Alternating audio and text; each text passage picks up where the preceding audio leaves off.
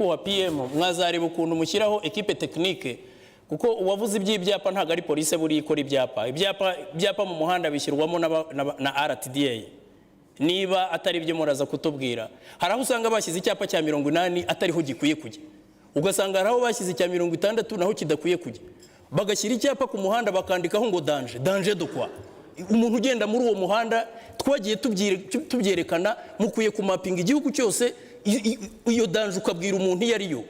hari ibintu abantu bakora ukabona barakora ibintu batize sincerely speaking nyakubahwa PM rwose niba ari RTDA na police n'abandi ba engineers n'abatekinisiye baturebera imihanda yacu ibibazo birimo n'urukerereza rwose ni byinshi twarabibonye twagiye mu gihugu hose imihanda yacu irimo ibibazo ku bintu bijyanye n'ibyo by'ibyapa kuko ntago umuntu yagendera muri 60 ngo azagere Rusizi ntabwo bishoboka ntabwo byakunda rwose birutwa no kugenda n'amaguru ariko icyo nemera ni kimwe nuko twigeze gukora ibiganiro binyuranye kure uko twavugura ibyapa mu muhanda ndetse n'ubungira ngo ahite kuzazana mu nteko mu gihe kiri imbere ribivugaho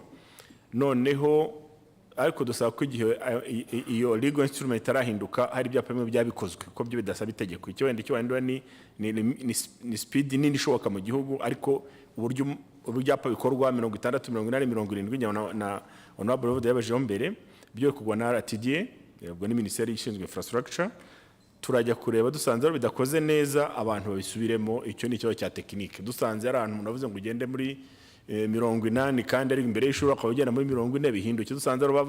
bakoze na the other way around bavuga ngo ugende muri 60 kandi hakwiye 80 uri muhanda ureba kure ibyo byahinduka so icyo ndakora n'uvuga ngo we take note turabyandika tujye kureba n'inzego zibishinzwe niko twahindura ibyapa